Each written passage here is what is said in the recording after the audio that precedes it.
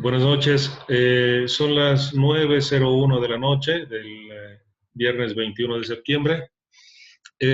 Vamos a dar inicio a la segunda videoconferencia del curso Derecho Tributario en nuestra tercera versión ya. Se encuentra con nosotros el doctor Fidel Navarro, quien va a realizar una exposición acerca de la normativa adjetiva de esta materia. Sustantiva todo. Perdón, sustantiva. Querido doctor, yo le doy pie para que comience y bueno, tiene ya la presentación en pantalla. Exacto. Buenas Muchas noches. gracias. Muy buenas noches a los que nos están acompañando en vivo y en directo y también bienvenidos a los que seguramente ven el video después. Este módulo, esta semana estábamos viendo la parte sustantiva del derecho tributario y como hemos venido hablando el día martes, la parte sustantiva es la parte que contiene los conceptos, definiciones, principios del derecho tributario y por eso es tan importante. Es la parte sustancial de la normativa tributaria. Quería poner en pantalla para que ustedes se den cuenta que hemos estado viendo, tenemos el Código Tributario en pantalla.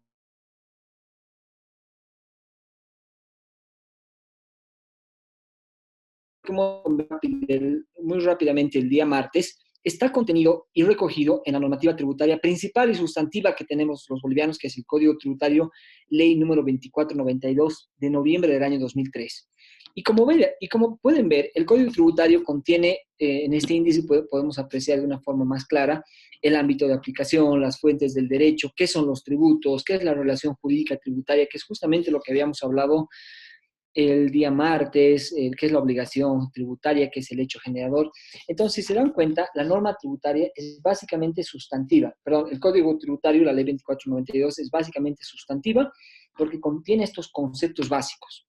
Y uno dirá, estos conceptos son, sí, es doctrina, es interesante, pero realmente toda la parte conceptual funciona muy de la mano con la parte adjetiva, ¿no? Se van a dar cuenta ustedes como asesores de empresas, como contadores de empresas, como abogados tributaristas o como funcionarios tributarios, se van a dar cuenta que estos conceptos en materia tributaria, a diferencia de otras ramas del derecho, se utilizan de forma continua, ¿no? Como abogado, cuando uno tiene que hacer una defensa ante la administración tributaria y, por ejemplo, defender el hecho generador, defender que ha habido vicios en tema de notificaciones, entonces tiene que hablar sobre el domicilio tributario, sobre el hecho, sobre el sujeto pasivo. Entonces, más allá de que esto es una parte muy doctrinal, muy árida, se utiliza realmente día a día, ¿no? Entonces, lo que hemos estado viendo hasta el día de hoy está contenido en el Código Tributario a partir del artículo 1 y siguientes, todo lo que hemos estado viendo, el tema de sujetos pasivos, el tema de principios también, el tema de definición de qué es un tributo, qué es un hecho generador, qué son los sujetos pasivos, los sujetos activos, etcétera, etcétera, ¿no? Por eso es que en materia tributaria, y ahora voy a volver un poco a la presentación, es interesante analizar cada una de estas normas. Vamos a compartir ahora la presentación para volver a entrar. Quería que estemos un poquito en el contexto de lo que hemos estado viendo, que lo que hemos estado viendo no es necesariamente doctrina y pura teoría, sino que es básicamente lo que tenemos en la normativa. No he podido poner la presentación, compartir. Acá. Perfecto. No sé si... me siguen con la presentación, ¿no? El día martes nos habíamos quedado en el domicilio tributario. Y decíamos que el domicilio tributario, que también está regulado en el Código Tributario, que es la parte sustantiva, es esencial porque es la forma que nos conecta con la administración tributaria. De hecho, por ejemplo, para que vean que es un tema constante, actual, vigente, ¿no? El día miércoles y jueves, justamente ayer y anteayer sobre todo estaba en Santa Cruz arreglando un tema del domicilio. Sucede que cuando uno obtiene un NIT, inmediatamente la administración tributaria hace una verificación de ese NIT y también hace operativos de verificación posteriores. Y en algún cliente que yo tenía seguramente no pudieron encontrar a la persona que les pueda certificar que el domicilio que habíamos señalado era el domicilio, y eso genera multas. Entonces he tenido que apersonarme a la administración tributaria, acreditar que era realmente el domicilio con una factura de luz, etcétera. Entonces, como ustedes pueden ver, estos conceptos realmente son constantes, estos conceptos que son el domicilio tributario, la administración tributaria constantemente los está utilizando para verificar que el contribuyente realmente ha dado un domicilio al cual pueda notificar, y si no puede encontrar el domicilio, no es sabido o es inexistente, la administración tributaria inmediatamente aplica multas, sanciones. Entonces hay una comunicación constante con la administración tributaria. Y es tan importante el domicilio tributario porque por ahora es el nexo que nos une con la administración tributaria, y es la forma que le permite a la administración tributaria poner en conocimiento los actos administrativos que son permanentes entre el contribuyente y la administración tributaria. Órdenes de verificación, requerimientos de información, inicios de fiscalización, tienen que ser notificados de forma personal, ¿no? Entonces, ¿qué es el domicilio? Tanto las empresas como las personas naturales tenemos un domicilio. Ese domicilio normalmente es el lugar donde tenemos nuestra actividad comercial o nuestra actividad habitual. Y ese domicilio es el que señalamos a la administración tributaria. Puede ser una oficina, puede ser una industria, puede ser una planta, puede ser una mina, etcétera, etcétera, ¿no? Entonces es el lugar donde habitualmente desarrollamos los negocios o la actividad grabada. En el caso de las personas naturales, el domicilio puede ser el lugar de su residencia habitual, el lugar donde desarrollan su actividad principal o el lugar donde ocurre el hecho generador, cualquiera de ellos. Un ejemplo muy claro, Minera San Cristóbal, por ejemplo, que es una persona, no es natural, es una persona jurídica, tiene su explotación minera al sur de Bolivia, en Potosí, pero tiene sus oficinas en la ciudad de La Paz. Entonces, bajo esa lógica, Minera San Cristóbal, sociedad anónima, que es una persona jurídica, señala su domicilio donde tiene su residencia permanente o donde tiene su residencia administrativa. Seguramente en La Paz tiene a sus contadores, a sus administradores, y es por ello que fijan su domicilio en la ciudad de La Paz. También podrían haber fijado en la ciudad de Potosí o en el municipio de Colchacá, donde tienen la explotación o digamos, el yacimiento minero. Entonces, eso también depende un poco del contribuyente. Como dice ahí en la lámina, el domicilio de las personas jurídicas puede ser el lugar donde se encuentra su dirección administrativa, que en el ejemplo les ponía, en el caso de Minera San Cristóbal, La Paz, por ejemplo, pero también puede ser donde se haya su actividad principal, Potosí, en el municipio, bueno, no sé cuál es el municipio, creo que es Colchaca, ¿no? También puede ser el señalado en la escritura de constitución. Ustedes saben que cuando creamos personas jurídicas que son SRL, se señala un domicilio específico, ¿no? O el lugar, dice, donde ocurre el hecho generado. ¿Cuál es el domicilio de los no inscritos y cuál es el domicilio especial? ¿Qué pasa con los no inscritos? La administración tributaria tiene una facultad muy importante que es el de atribuir la condición de contribuyente a aquellas personas que aún ni siquiera se han inscrito. Por ejemplo, hace muy poco empezaron una serie de operativos y fiscalizaciones a todas las personas de los mercados, lugares informales que tienen un comercio bastante grande, por ejemplo, no sé, la Ramada en Santa Cruz, la Cancha en Cochabamba, o el Alto, la Feria del Alto, o los mercados en La Paz, ¿no? Entonces, lo que hacía la administración tributaria era ir haciendo fiscalizaciones o intervenciones en determinados negocios, y la administración tributaria atribuía o determinaba un domicilio para estas personas. Este es el domicilio de la administración tributaria, les asigna para ponerles en conocimiento cualquier actuación que tiene la administración tributaria.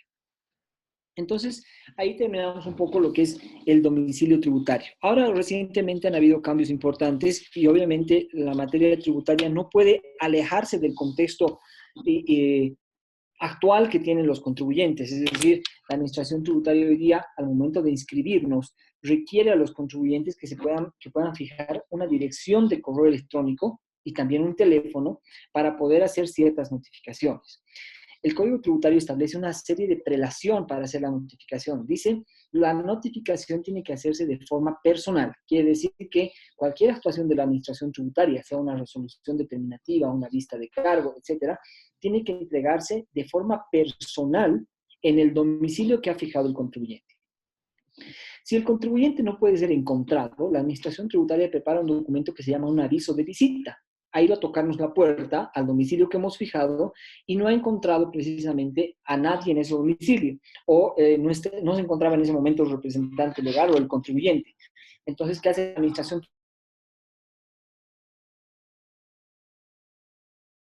legal o el contribuyente? Y al día siguiente hace una segunda visita, y si tampoco encuentra al contribuyente para entregarle personalmente la actuación, el acto administrativo, entonces procede la segunda forma de notificación en el domicilio, que viene a ser la notificación por cédula. Esta cédula se puede entregar a cualquier persona mayor de 18 años e incluso se puede pegar o colar en la pared, en la puerta del domicilio fijado por el contribuyente.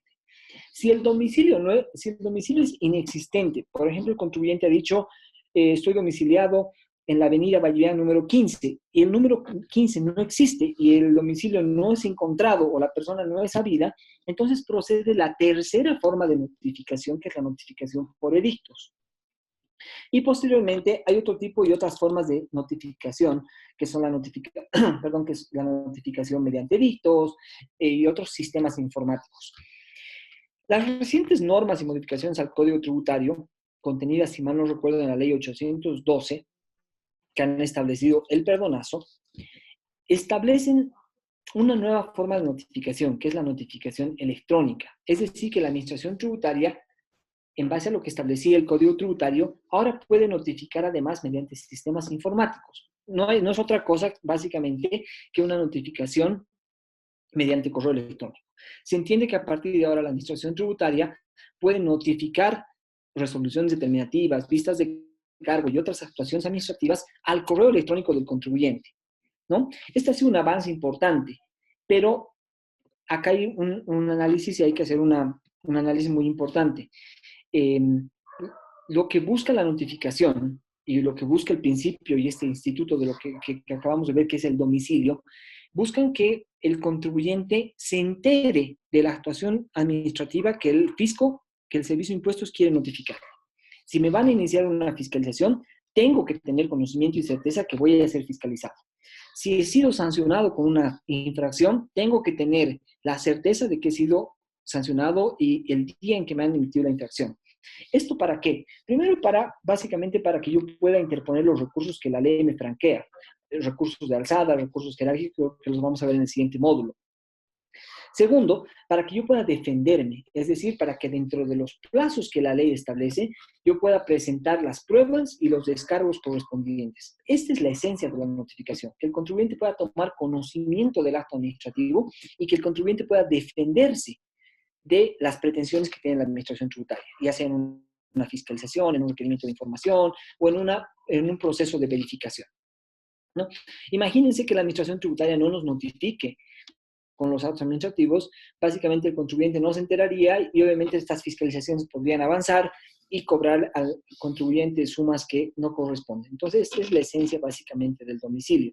Entonces, un poco la crítica a estas notificaciones electrónicas es que si bien la Administración Tributaria puede notificar vía electrónica y si bien al día de hoy el contexto nos lleva a tener este tipo de avances, uno tiene que básicamente subirse al carro de la informática, al carro de los avances mundiales, del Internet, del correo electrónico, de WhatsApp, etcétera, tiene que generarse un sistema que nos pueda dar certeza que cuando el Servicio de Impuestos ha mandado un correo electrónico, ha llegado efectivamente a la bandeja de correo del contribuyente y que el contribuyente ha podido tener acceso a su correo.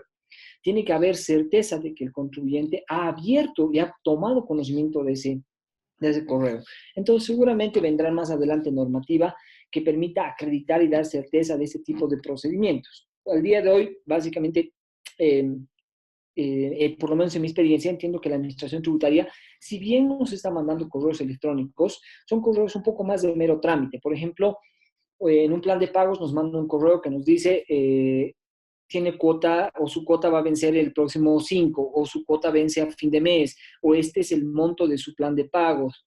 O, por ejemplo, notificaciones donde nos dice, señor contribuyente, hemos identificado que hay pagos en defecto, etcétera.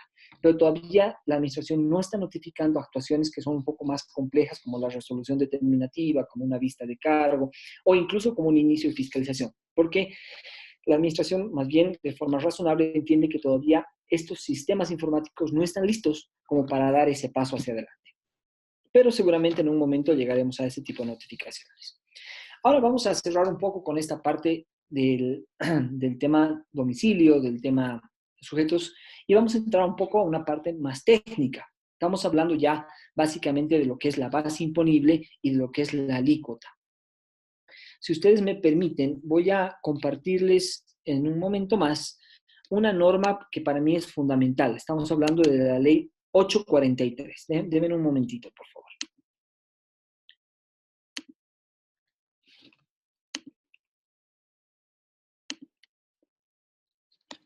Bien, en pantalla ustedes tienen la ley 843. La ley 843, como les había comentado rápidamente en la anterior clase, es una ley del año, esta está actualizada en 2014, pero la ley 843 es del año 1986. Tiene muchos textos ordenados porque ha sufrido muchas modificaciones. ¿Qué es esta ley 843? Es una ley también sustantiva, y es muy importante que recordemos. No es todavía una norma adjetiva, como vamos a ver más adelante. ¿Y qué contiene esta ley 843? La ley 843, básicamente, ahí pueden ver en el índice, contiene todos los impuestos que están vigentes en nuestro país, o por lo menos la mayoría de ellos. Por ejemplo, el impuesto al valor agregado, el régimen complementario al impuesto al valor agregado, el famoso RCIVA, el impuesto sobre las utilidades de las empresas, que es uno de nuestros impuestos más importantes y más complejos dentro del sistema tributario. Tenemos el impuesto a las transacciones y otros impuestos que han sido el impuesto a la propiedad de bienes inmuebles, vehículos automotores, etcétera, ¿no? Si ustedes revisan el índice de la ley 843, perdón que pase tan rápido, me voy a ir otra vez al índice. Básicamente todos los impuestos de nuestro sistema tributario, llámese IVA, IUR, CIVA, IT, etcétera, tienen más o menos la misma estructura. Tienen un objeto, que lo hemos visto en la clase anterior, es decir, qué está grabando. Tienen un sujeto, quién debería pagar. Tienen el nacimiento del hecho imponible, cuándo debería pagar, cuándo se perfecciona esa obligación. Tienen la base imponible, es decir, sobre qué se cobra. Tienen el débito fiscal, bueno, y tienen también exenciones, es decir, qué está liberado del pago de ese impuesto. Tienen alícuotas, donde nos dice qué es básicamente, cuál es la tasa de este impuesto, en el caso del IVA 13%, 3% en el caso del IT, etcétera, ¿no? Es por eso que es una norma sustantiva, porque contiene toda la definición de cada uno de los impuestos. Vamos a ver, en ejemplo, rápidamente, cómo funcionan estos impuestos, que seguramente los van a ver también con más detalle más adelante en los siguientes módulos. Pero ¿cómo funciona básicamente un impuesto? Un impuesto es creado primero por ley, siempre un impuesto es creado por ley, eso es parte de un principio que se llama el principio de legalidad, es decir, que los impuestos un poco para proteger a los contribuyentes, no pueden ser creados por el servicio de impuestos, no pueden ser creados por la aduana, sino que tienen que ser creados y establecidos por ley, por el Congreso Nacional. Esto le da cierta certeza y seguridad de que el Estado no va a gravar con tributos que vulneren los derechos del contribuyente, ¿no? Entonces, por ejemplo, vamos a ir a uno de los impuestos más comunes que tenemos dentro del sistema tributario, y es el impuesto al valor agregado. El impuesto al valor agregado, si nos vamos a su artículo número 1, dice, se crea en todo el territorio nacional un impuesto que se va a denominar el valor agregado, que va a gravar las ventas, los contratos de obras y las importaciones definitivas. Es decir, que ya en la ley nos está estableciendo cuál es el objeto del impuesto, ¿no? Un impuesto que va a gravar las ventas, la prestación de servicios y las importaciones definitivas. Nos vamos a un segundo artículo donde nos define qué es una ley, qué es una venta, etcétera, etcétera. Pero vamos más adelante, nos dice quiénes son los sujetos pasivos, es decir, quiénes tienen que pagar el IVA. Entonces dice los que se dediquen a la venta de bienes, los que presten servicios, ¿no? O los que importen definitivamente. Entonces, cuando ustedes revisen la ley 843, ya sea un tema de estudio ya en el trabajo, se van a dar cuenta que esta misma estructura se replica en cada uno de los impuestos. Y no solamente de los impuestos que están contenidos en la ley 843, sino básicamente de todo nuestro sistema tributario. Hay otros impuestos que han sido promulgados y aplicados de forma posterior a la ley 843, como son, por ejemplo, el impuesto complementario de la minería, perdón, la regalía minera, o el impuesto al juego, o el impuesto a la participación en juego, o el impuesto a la venta de moneda extranjera. Todos estos impuestos tienen el objeto, los sujetos, la alícuota, la base imponible, el hecho generador, la exención, etcétera. Y esto es parte de la normativa sustantiva, tributaria. Volvamos un poco a nuestras láminas. Era importante que veamos este tema y que veamos que todo lo que estamos un poco analizando rápidamente y estudiando está contenido y están contenidos en normas que las vemos básicamente día a día. Entonces, el Código Tributario, que también es esta norma sustantiva, nos va definiendo qué es la base imponible y qué es la alícuota. Veamos qué es lo que nos dice y vamos combinando un poco con la Ley 843 para ver la norma y la realidad. ¿Qué es la base imponible? La base imponible es una unidad de medida, es un valor o una magnitud que se obtiene de acuerdo a normas legales respectivas sobre la cual se aplica la alícuota. Entendamos. En el caso, por ejemplo, del IVA, la base imponible viene a ser el valor total de la venta.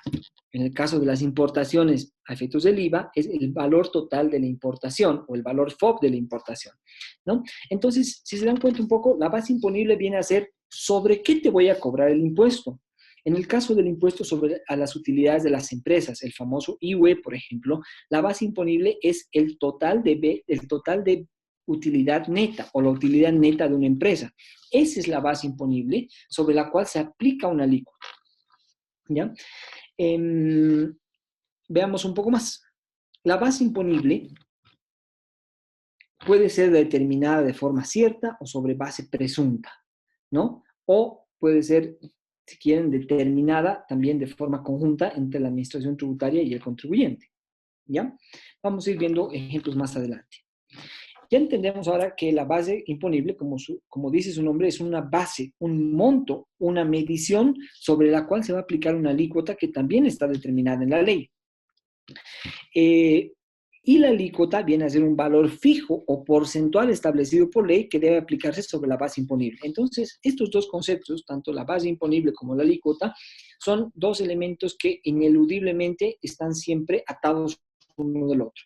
La base imponible es, como dice su nombre, la base sobre el cual se va a aplicar una alícuota. Pongamos un ejemplo para tener un poco más de claridad. En el caso del impuesto a las transacciones, es un impuesto que grava todos los ingresos brutos que percibe un contribuyente en un periodo mensual. ¿Ya? Si estamos hablando, por ejemplo, de una farmacia, el IT va a ser todas las ventas brutas que haga la farmacia en el periodo de tiempo del 1 de enero, por ejemplo, al 31 de enero. Esas ventas brutas van a ser la base imponible. El total de esas ventas se constituyen en la base imponible. Y la alícuota, en el caso del IT, establecido por ley, es el 3%. Entonces viene a ser una operación aritmética muy sencilla. Para determinar mi impuesto a las transacciones mensualmente, tendré que identificar todas mis ventas mensuales y sobre ellas aplicaré un 3%. Y ese es el valor del impuesto. Esa es la obligación que tengo que imposar al fisco. Y de ahí, efectivamente, nace lo que es la deuda tributaria. ¿Qué es la deuda tributaria? No es otra cosa que el tributo omitido, aplicado, en el cual se aplica una fórmula que se establecía en el Código Tributario, que es básicamente el tributo más intereses, actualizaciones, etcétera. Lo vamos a ver más adelante con un ejercicio para que podamos entender cómo se determina ese tributo. Y aquí viene un elemento que es muy importante, que es la determinación del tributo. Cuando estábamos analizando cuáles eran los derechos y los deberes de los contribuyentes, habíamos estudiado de que, primero, es un derecho de la administración tributaria determinar el pago del tributo. ¿Qué implica determinar el tributo? Es efectuar un cálculo para llegar a una conclusión específica, a un monto específico, una vez que se apliquen las alícuotas, las bases imponibles que se han establecido. Pero también viene a constituirse en un derecho del contribuyente la determinación. Y de hecho nosotros lo hacemos de forma periódica. Todos nosotros como contribuyentes, ya sea como personas jurídicas, como personas naturales, incluso como dependientes o como independientes, lo que hacemos mensualmente es determinar nuestros tributos. Si yo soy una persona dependiente, mensualmente determinaré mi tributo mediante la aplicación del formulario 110 RCIVA, es decir, sumaré todas mis compras del mes, en base a eso saco un crédito fiscal y lo aplico a mi salario, a efectos de determinar si voy a pagar o no el RCIVA. Normalmente en Bolivia muy pocos pagan el RCIVA porque todos acumulamos facturas de compras que realizamos durante el mes.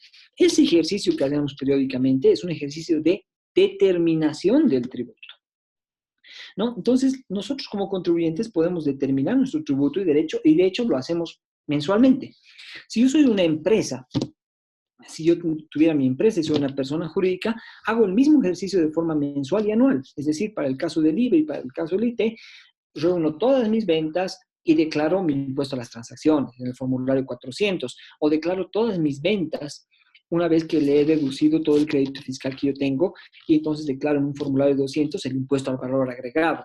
Ese ejercicio que hacen los contribuyentes mensualmente es una determinación, es decir, es determinar la existencia de la cuantía de un tributo o finalmente su inexistencia, si es que tengo créditos fiscales.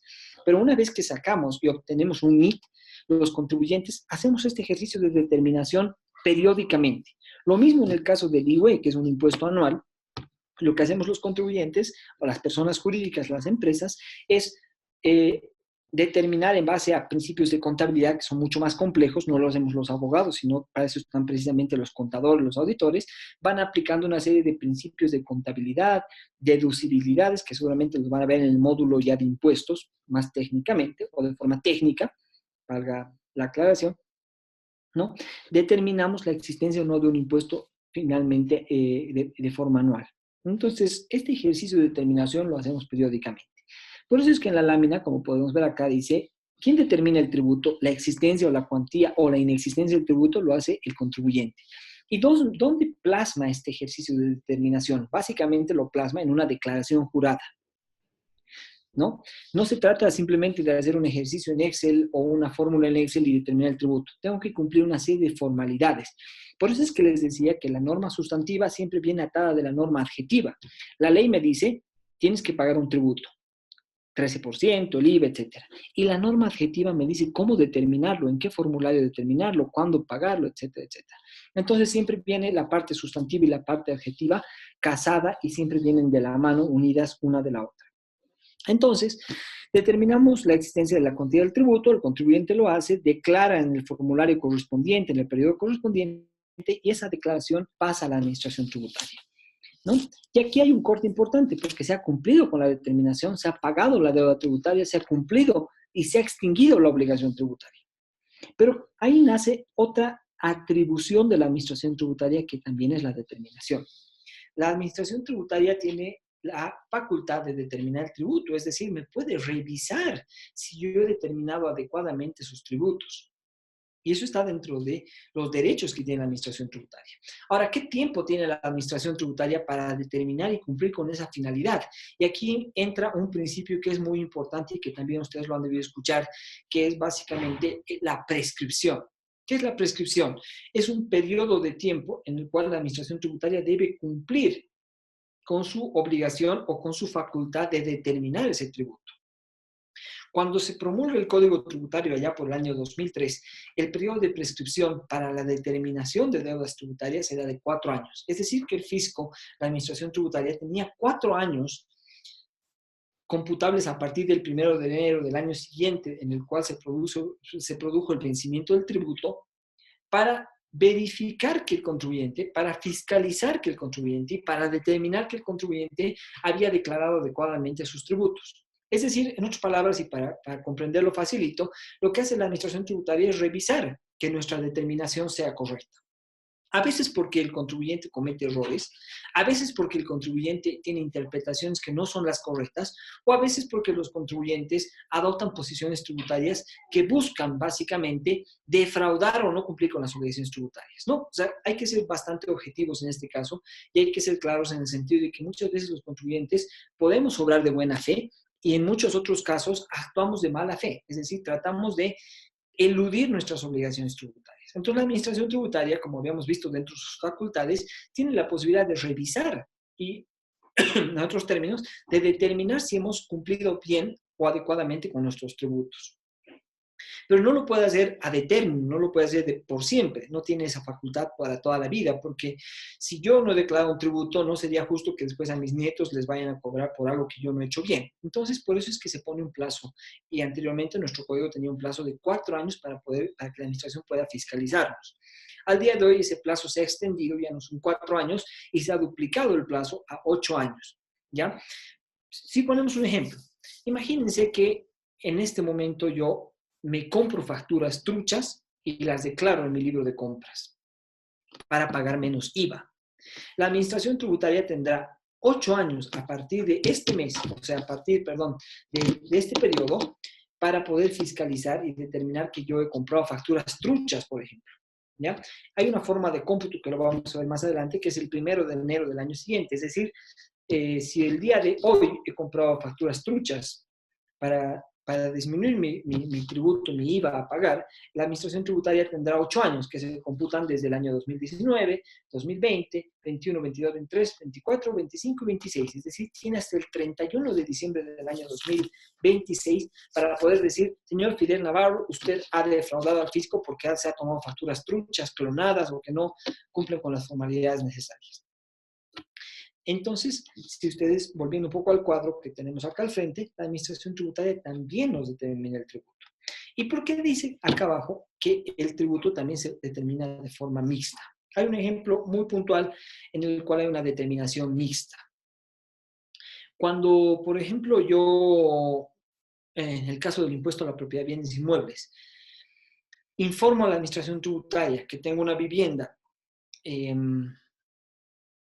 de ladrillo en una calle de tierra y que no tengo servicios básicos y lleno un formulario y remito esta información a la administración tributaria procesa esta información y le añade además dónde está ubicado el inmueble, la zona tributaria, le aplica la alícuota y otros componentes, y entre el contribuyente y la administración tributaria municipal determinan el tributo a pagar en el caso del impuesto a la propiedad de bienes inmuebles o en el caso de vehículos, por ejemplo. Entonces, ahí se da un poco el nacimiento o la forma de determinación mixta, cuando el contribuyente aporta su información y la administración tributaria, en este caso, complementa esa información para determinar el tributo, ¿no? Entonces, estas son las formas de determinación de los tributos. Voy a pasar un poco esa lámina que no se veía. Vamos acá. Hay dos formas en las cuales la administración tributaria nos puede revisar, fiscalizar o determinar nuestros tributos, ¿no? Ya habíamos visto que nosotros como contribuyentes determinamos normalmente nuestros tributos y la administración tributaria tiene 8 años para fiscalizar, revisar y determinar si hemos cumplido adecuadamente con esa información. ¿Y cuáles son estas formas específicas que tiene la administración tributaria? Sobre base cierta y sobre base presunta. Sobre base cierta implica que cuando la administración tributaria inicia un proceso de determinación, los notifica, por ejemplo, con una fiscalización, con un orden de verificación, porque tiene supuestamente sospechas, indicios de que el contribuyente ha declarado mal sus tributos, entonces se da una suerte o inicia un proceso que naturalmente debería ser sobre base cierta. Es decir, le comunica al contribuyente que va a iniciar una verificación y le dice que le proporcione información. Sus libros de compra, sus declaraciones juradas, sus comprobantes contables, etc. Si el contribuyente, dentro del proceso de fiscalización, le proporciona toda esta información, la administración tributaria tiene todo el insumo para determinar si el contribuyente ha declarado adecuadamente o no sus tributos. Y esto se llama determinación sobre base cierta. ¿Por qué sobre base cierta? Porque ha determinado sobre documentación cierta que le ha proporcionado el contribuyente.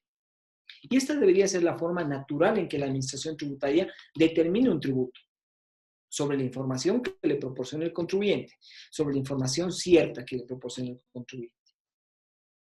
Pero muchas veces los contribuyentes incumplimos con nuestro deber para con el fisco y no le proporcionamos la documentación, o muchas veces no por un tema voluntario, sino básicamente porque ha habido un siniestro, un incendio, hemos perdido la documentación, se ha extraviado o básicamente el contribuyente nunca tuvo el cuidado de recordar esta información. ¿Qué pasa en ese momento? La administración tributaria nos requiere declaraciones juradas, facturas, comprobantes contables, estados financieros, y el contribuyente no le proporciona nada de esa información. A la administración tributaria no le queda otro camino que determinar sobre base presunta. Quiere decir que tomará una serie de indicios para llegar a una conclusión de si el contribuyente determinó bien o mal sus tributos. Pero esta determinación sobre base presunta es un tanto arriesgada por el contribuyente porque implica que la administración tributaria puede utilizar metodologías que no necesariamente se adecúen a lo que era la realidad económica del contribuyente. En otras palabras, le estamos dejando un poco a la administración tributaria la vía libre para hacer dibujo libre respecto a lo que hemos pagado bien, respecto a si hemos pagado bien o mal nuestros tributos, ¿no? Voy a poner un ejemplo. La administración tributaria va a una tienda de deportes y le dice que le proporcione toda su información. Y la tienda de deportes, de artículos deportivos, no tiene nada de información, no le proporciona nada dentro de los plazos. Entonces la administración tributaria dice, voy a proseguir mi determinación sobre base presunta, porque el contribuyente no me ha proporcionado la documentación. Entonces, lo correcto sería que pueda comparar las ventas de otra tienda de artículos deportivos en los mismos periodos para llegar a una especie de promedio, una metodología que pueda ser valores de mercado, etcétera, y presumir, por eso se llama base presunta, y presumir que el contribuyente, por ejemplo, debió haber vendido o ha vendido una suma determinada y sobre la cual no ha pagado adecuadamente sus tributos. Pero ¿qué hace muchas veces la administración tributaria?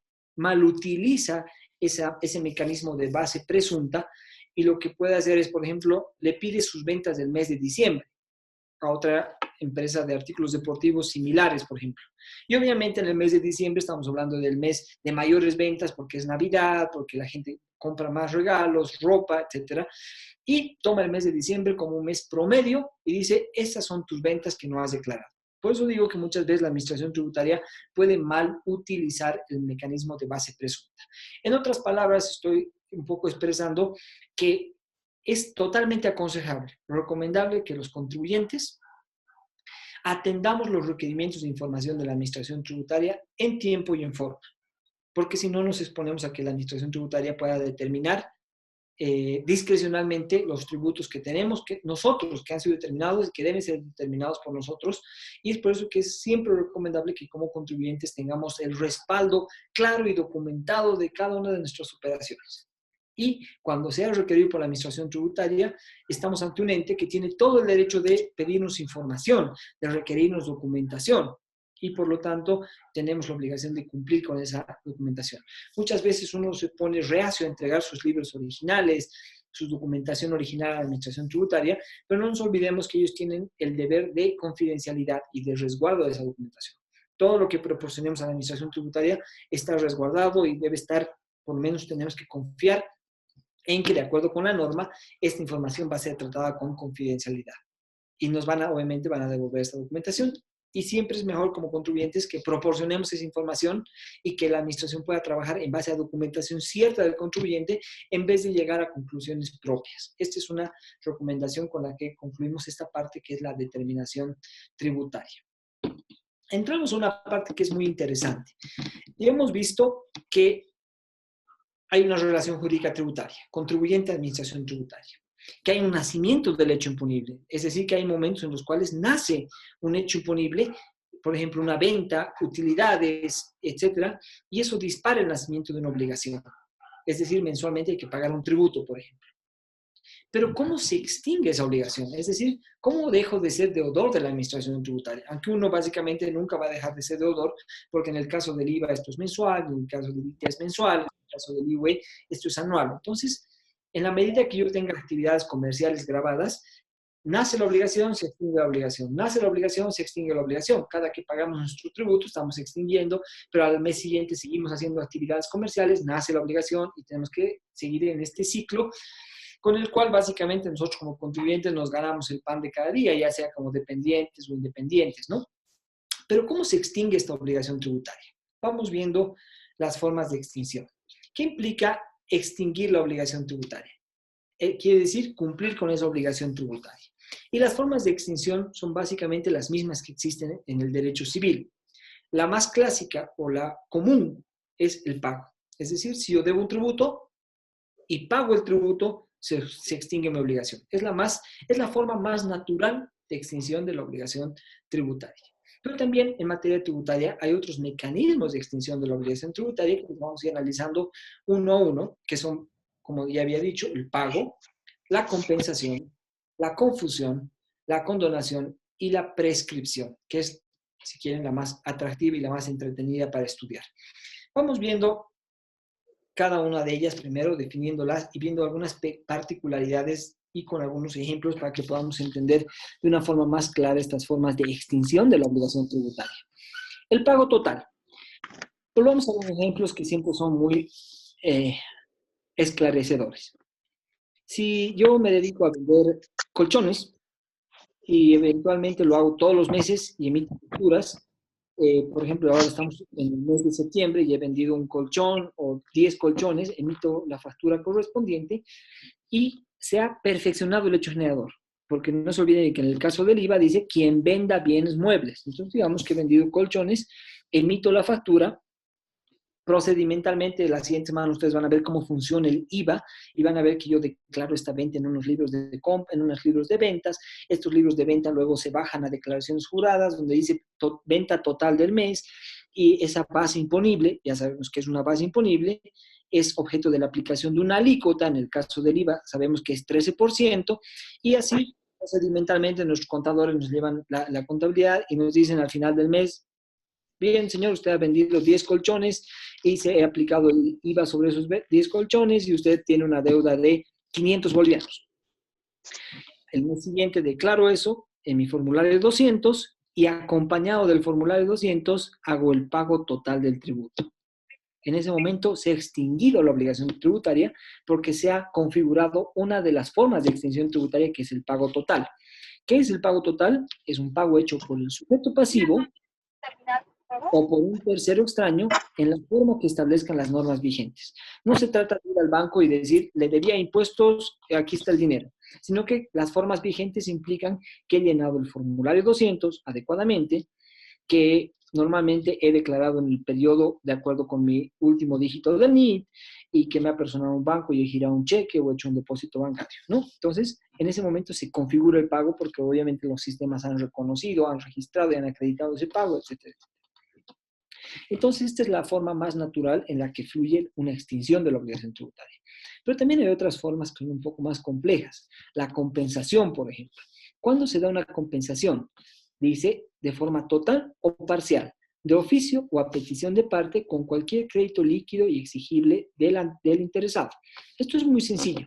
En el caso del IVA y del IUE funciona prácticamente todos los meses. En el caso del IVA, por ejemplo, si yo he vendido, otra vez volvamos a mi ejemplo, si yo he vendido 10 colchones, entonces tendré que pagar el 13% del total de mis ventas. Esa es la base imponible y tendré que aplicarle un 13%, que es la alícuota. Pero para vender mis 10 colchones, yo he tenido que comprar tela, he tenido que comprar resortes y he tenido que, por ejemplo, pagar el alquiler de mi casa. Cada una de estas compras me ha generado un crédito fiscal, ¿no? Entonces, si bien yo le aplicaría el 13% sobre el total de mis ventas, compenso con el crédito fiscal que yo he obtenido para producir esos colchones. ¿Qué estoy haciendo? Estoy compensando.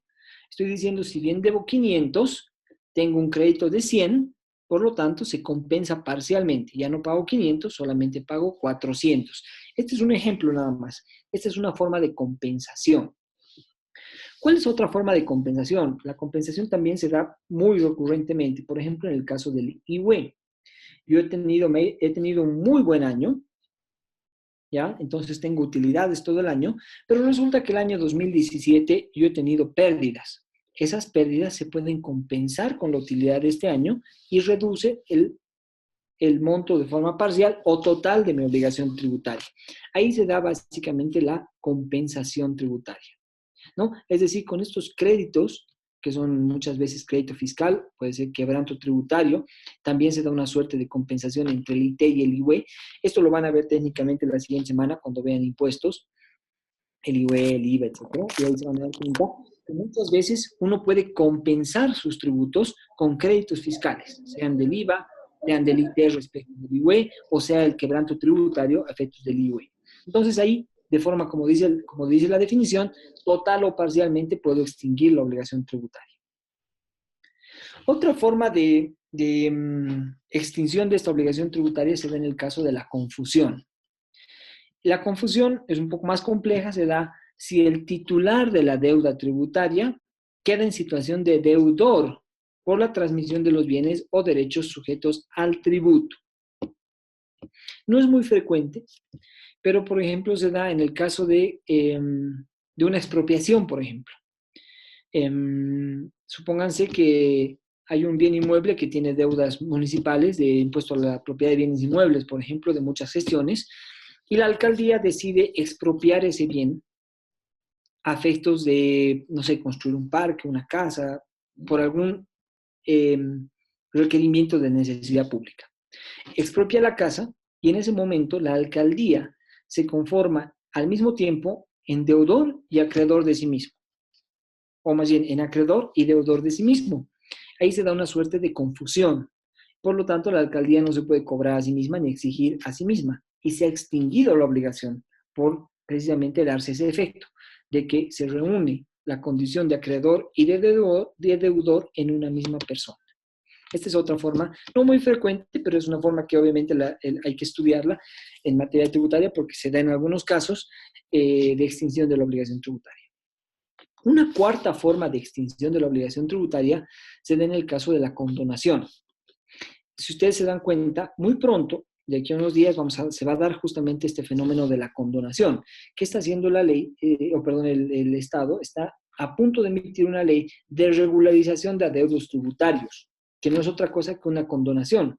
Si bien no es total, parcialmente van a condonar ciertos componentes de la deuda tributaria. Esta ley, que creo que la tengo a mano, si me dan un segundo, por acá, la tengo acá.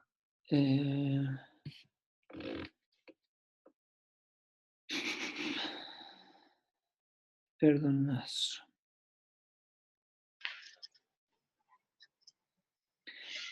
La última ley de versión del perdonazo. Que además la llaman perdonazo porque la condonación no es otra cosa que un perdón a la obligación tributaria. Y si nos están perdonando una obligación tributaria, nos la están condonando. ¿Por qué? Porque están reconociendo la extinción. Por ejemplo, es el proyecto de ley 300 del quebrado 2018, que es esta ley que está circulando, la ley del perdonazo. Por ejemplo, dice: los sujetos pasivos con deudas tributarias en especial del nivel central del Estado, ojo que no va a ser municipal, dice, por periodos fiscales anteriores a la fecha de publicación de la ley, es decir, antes de noviembre del año 2018, que realicen el pago al contado del tributo omitido, su mantenimiento de valor y multas por delitos de defraudación tributaria o aduanera y contravenciones de evasión o omisión, tendrán una reducción de sanción del 95%. En este caso, nos están condonando la sanción. No se olviden que en el concepto de deuda tributaria está el tributo omitido, es decir, el tributo mismo que se ha dejado de pagar, y otros componentes como los que son accesorios, que son básicamente intereses, actualizaciones y sanciones por no haber pagado ese tributo.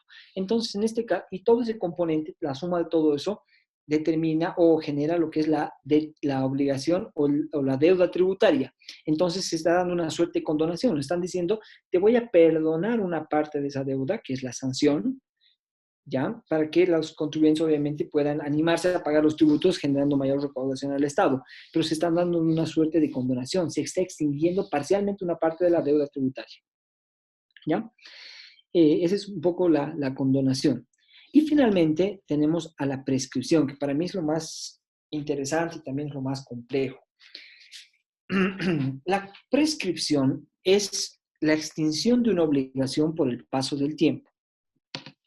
Los que no son abogados, por ejemplo, tenemos digamos, la figura de la prescripción también en materia civil, ¿no? En materia civil se establece, por ejemplo, que las deudas patrimoniales o los derechos patrimoniales se extinguen en 5 años. En materia tributaria es un poquito diferente. Lo que se extingue es la acción, y esto es importante entender. El Código Tributario actualmente dice, la prescripción se produce o se perfecciona en 8 años. Quiere decir que la administración tributaria puede sentarse cruzada de brazos y no fiscalizar los 7 años, pero tiene un año más, es decir, tiene 8 años para poder fiscalizar y determinar un tributo. Si yo, por ejemplo, al día de hoy no pago mi IVA del periodo, estamos en agosto o en septiembre, no pago el IVA de agosto, ahora que me toca pagar en septiembre, me olvido y no lo pago, la administración tributaria tiene hasta el año 2026 para exigirme el pago de este tributo. El primero de enero del año 2027, la administración tributaria ya no puede cobrarme ese tributo. Se ha extinguido, ha prescrito, pero no la obligación. Y esta es la diferencia importante. No prescribe mi obligación como contribuyente, sino que prescribe el derecho que tiene la administración tributaria de exigirme ese tributo. Si el 1 de enero del año 2027 me toca la puerta, yo le diré, señor de la administración tributaria, no le voy a dar nada, ni voy a pagar nada, porque se ha prescrito su facultad de cobrarme tributos. ¿Ya? Esta es una diferencia importante. No prescribe la obligación.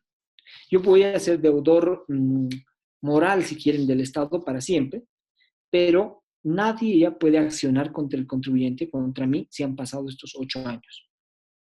Y eso también se da por un efecto de que no puede la administración, sea tributaria, manera municipal, relajarse al punto de decir, puedo cobrarte toda la vida, puedo cobrarte ad eternum, digamos, para siempre. Porque en ese caso, los mecanismos recaudadores se relajarían de tal forma que podrían cobrarnos hoy o de aquí a 100 años o a nuestros nietos o a nuestros hijos. Entonces, que la ley ha previsto un plazo para que se accionen esos mecanismos que tiene la administración tributaria para poder cobrarnos. Y esos mecanismos se tienen que accionar en 8 años. Si no produce nada, si no se acciona en esos 8 años, se pierde el derecho de la administración tributaria a accionar o reclamar esos tributos. ¿Ya? Esto hemos visto, el pago total. En el caso del pago total hay algunas características. El pago tiene que ser hecho por el deudor, obviamente. Si digamos yo soy el contribuyente y mi papá va a pagar, no se extingue la obligación, tiene que pagar el deudor, que es básicamente o está identificado como contribuyente. Ahora, si mal no recuerdo, en el artículo 26 del Código Tributario existe la posibilidad de pago por subrogación, es decir, una persona puede ir y decir, voy a pagar por cuenta y orden de un tercero, y eso se registra en los sistemas de la administración tributaria y se extingue la obligación tributaria respecto a mí, ¿no? Este es el pago por terceros, cómo se efectúa el pago, ahí tienen las láminas, que es un poco obvio, es decir, no voy a pagar al banco de loco y cualquier día mis tributos, tengo que ir a pagar en los días que establece la norma, tengo que pagar con los formularios que establece la norma para que este pago sea precisamente efectivo. ¿Ya? En la doctrina hay muchas formas de pago, pero básicamente en nuestro sistema tributario el pago siempre es en efectivo o mediante compensación con otros créditos fiscales. Pero hay otras legislaciones que nos permiten un pago en especie, pago mediante estampillas o pago con valoradas, que al final también son, digamos, una especie de títulos valores que pueden compensarse y hacer efectivo un pago de un tributo, ¿no? Esas son algunas características de pago que estoy pasando rápidamente para básicamente atacar los puntos que me parece que son principales y fundamentales. Este material ustedes lo tienen y lo pueden repasar para poder, digamos, asimilar un poco más todas estas formas de extinción de la obligación tributaria. Las facilidades de pago son también un sistema o un mecanismo muy interesante que le permiten a los contribuyentes cumplir con sus obligaciones tributarias y a la administración tributaria hacer una mejor recaudación. Muchas veces uno no tiene el monto total para hacer el pago de su impuesto. Esto sucede muy a menudo, sobre todo con el pago del IVA, que son normalmente montos fuertes y grandes que hay que pagar una vez al año. Entonces el contribuyente puede pedir planes de facilidades de pago a efectos de cumplir periódicamente con sus obligaciones de pago. Al día de hoy, la Administración Tributaria incluso nos permite cumplir con estas obligaciones hasta 60 cuotas, es decir, estamos hablando más de 6 años, 5 años más o menos, ¿no? La facilidad de pago, pues es un tema muy extenso sobre esto.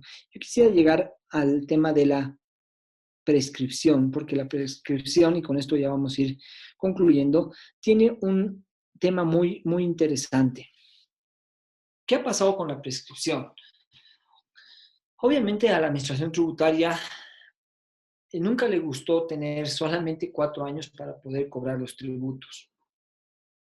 Entonces, mediante muchas leyes, la 317 y algunas otras normas del año 2012, lograron una modificación al periodo de prescripción de 4 años, porque seguramente entendía la parte del órgano ejecutivo que 4 años era muy poco para cobrar al contribuyente y que no había una capacidad administrativa, el número de funcionarios, capacidad informática, etcétera, para poder enterarse de todas las deudas que tenían los contribuyentes y salir a cobrar esas deudas tributarias. Entonces, la administración tributaria un poco ya por un plazo mayor. Entonces, estas normas del año 2012 establecen que iba a haber una prescripción progresiva. El año 2012 iban a ser 4 años, el año 2013 5 años, el año 2014 6 años, el año 2015 7 años, y así sucesivamente hasta este año, el 2018, que iba a darse un periodo de prescripción de hasta 10 años. En otras palabras, lo que la Administración Tributaria quería era que la prescripción no sea de 4 años, sino de 10 años. Entonces, emiten estas leyes. Esta progresividad que buscaba la Administración Tributaria genera muchas confusiones e interpretaciones de cierta manera antojadizas por parte de la Administración Tributaria.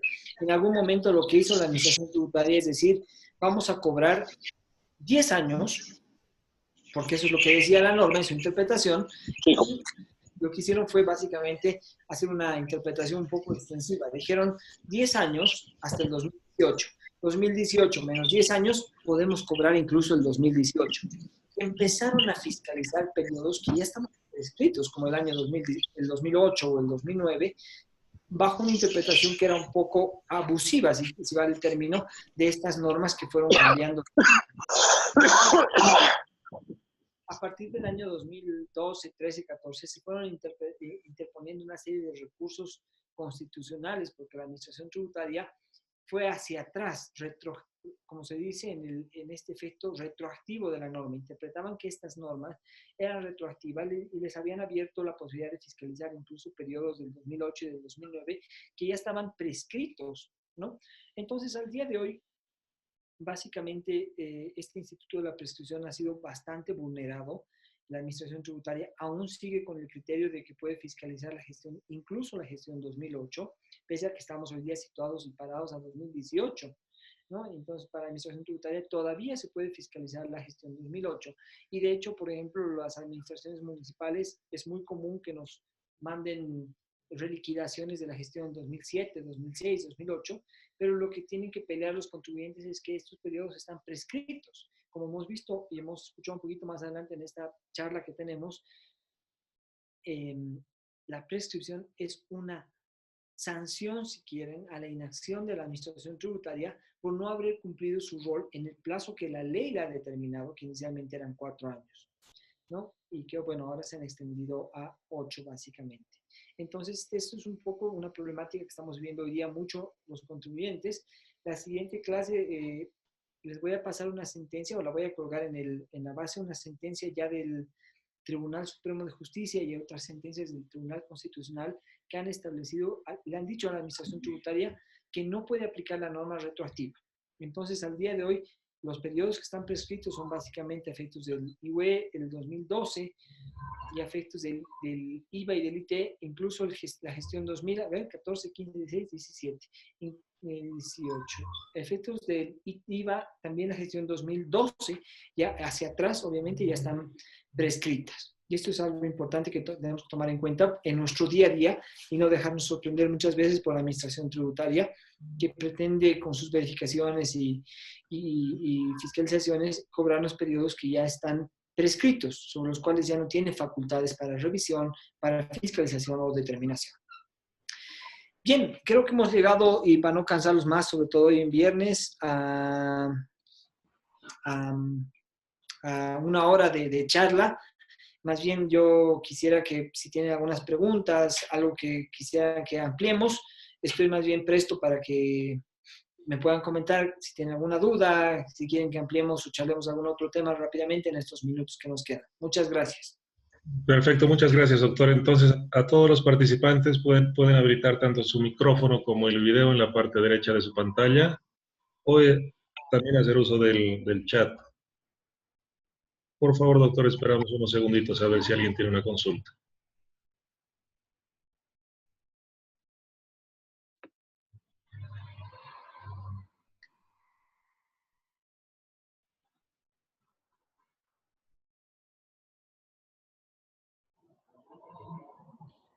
Creo que todos quieren empezar su viernes. Creo que todos quieren ir a celebrar su 21 de febrero, que es de septiembre. Sí, pero igual, ya sea en el chat o donde quieran, pueden hacer las consultas que vean pertinentes.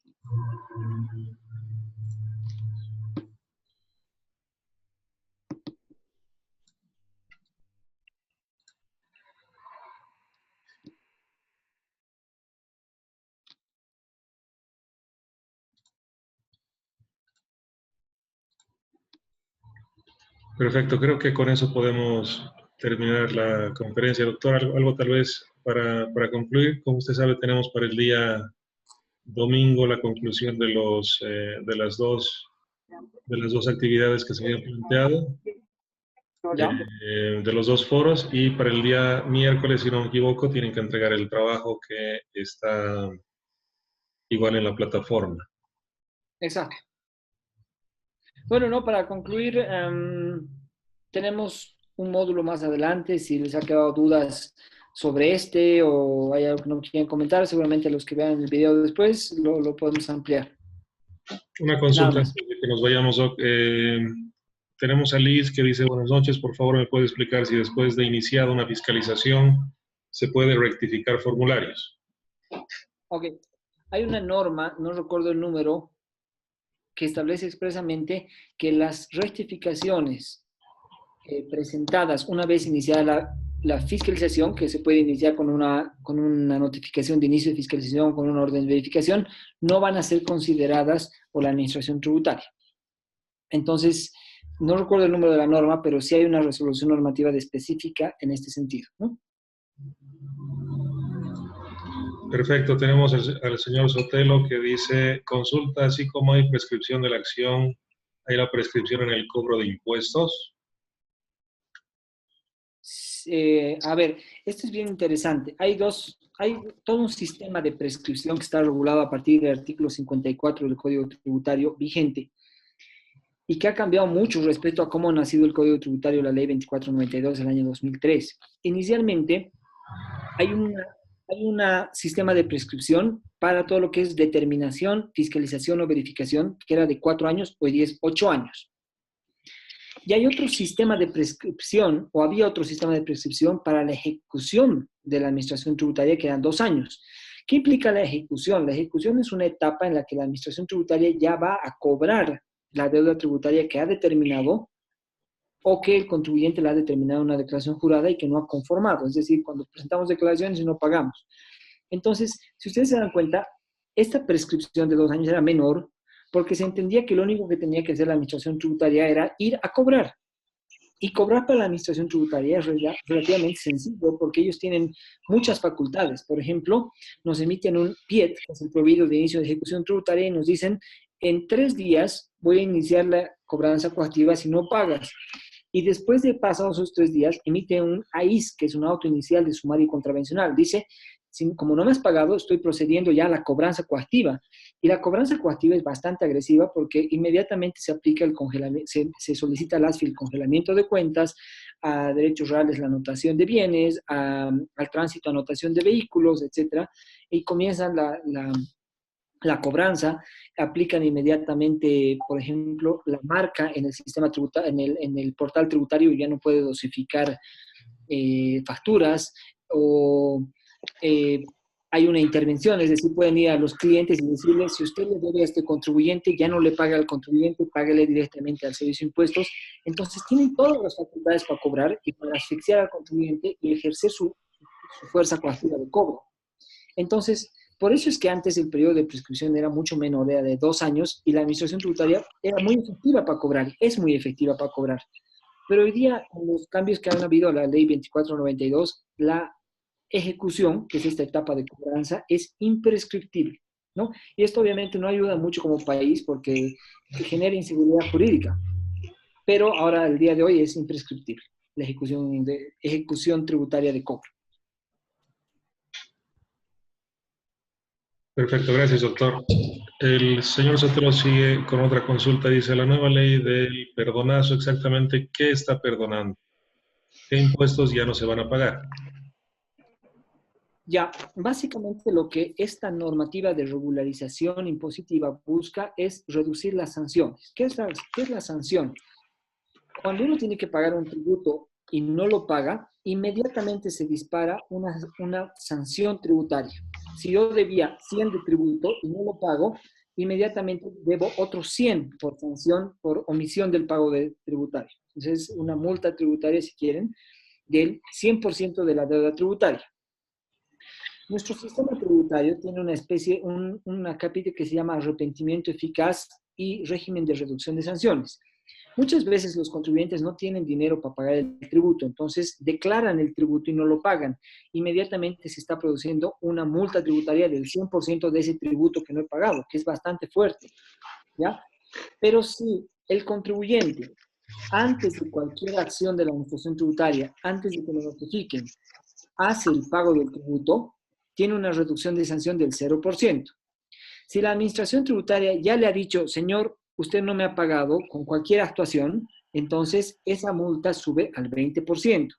Si el contribuyente deja avanzar el proceso, digamos, hay una vista de cargo, sube al 40%, a una resolución determinativa sube al 60%, y así sucesivamente en la medida que avance el proceso y el contribuyente no pague, entonces la multa se va incrementando en un 100%, ¿no?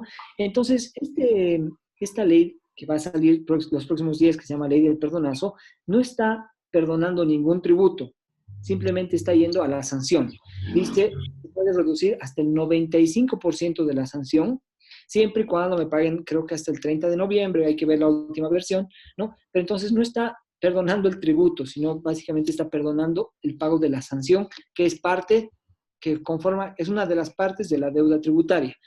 Ahora, si uno estudia detalladamente esta ley del perdonazo tributario, se va a dar cuenta que es una trampita en el sentido de que en aquellos casos que yo tengo una deuda tributaria y ya tengo plata para pagarle al fisco, me estoy ahorrando el 100% de la deuda tributaria.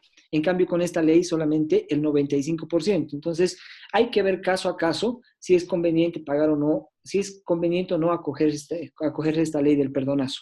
Tal vez podamos explorar un poquito más en el siguiente capítulo, o en el siguiente módulo que también les toca conmigo, porque seguramente de aquí a 2 semanas ya esta ley va a estar vigente. Entonces ya vamos a poder hablar con certeza, no sobre un proyecto, sino sobre una ley promulgada. Perfecto. Muchas gracias, doctor. Creo que no tenemos más preguntas. Con esto habríamos concluido la conferencia. Una última, doctor, perdón. Gabriela Guerra dice, si inicia un proceso contencioso, ¿las multas continúan aumentando? Sí, continúan aumentando y la sanción también. Si bien los procesos contenciosos o el recurso de alzada, esto lo vamos a ver bien, es bien interesante en la parte ya adjetiva, todo lo que son procesos. Si yo interpongo un proceso contencioso tributario o un recurso de alzada, que son las dos vías de impugnación, inmediatamente se suspende la ejecución. No me cobran, pero todos los componentes de la deuda tributaria siguen aumentando, que son intereses, actualización del OFB y obviamente la sanción. Si llego hasta un recurso jerárquico, la sanción es del 100%. Entonces, muchas veces los contribuyentes tienen que poner en una balanza si vale la pena o no ir a una impugnación porque su deuda está creciendo. A veces hay que hacerlo solamente en el caso de uno tenga certeza de que va a ganar en el proceso, ¿no? Entonces, que va a poder revertir todo eso. O muchas veces algunos contribuyentes lo hacen para poder ganar tiempo y recaudar dinero y poder pagar. Pero solamente como un ejemplo, tal vez no es el más preciso. Si uno tiene una deuda tributaria de 100 y se va a un proceso, después de todas las etapas procesales que tenemos, que es recurso, no sé, pues contencioso, el auto de vista en el tribunal departamental y llegar hasta la casación en Sucre, pasan 5 años, uno va a terminar debiendo 300 de lo que debía 100. Entonces es un tema que tiene que poner una balanza para definir si vale la pena o no irse a un juicio contra la administración tributaria. Perfecto. Muchas gracias, doctor. Vamos a cortar acá. Gracias a todos los participantes, a usted también por su tiempo. No, por favor, un gusto. Pues simplemente haciéndoles recuerdo que hasta el día, creo que es domingo, tienen que participar, por favor, en los 2 foros que se ha puesto en la plataforma, y hasta el día miércoles deben entregar la tarea que se les ha asignado. Nuevamente, muchas gracias y a todos por su tiempo. Buenas noches. Buenas noches, gracias a todos.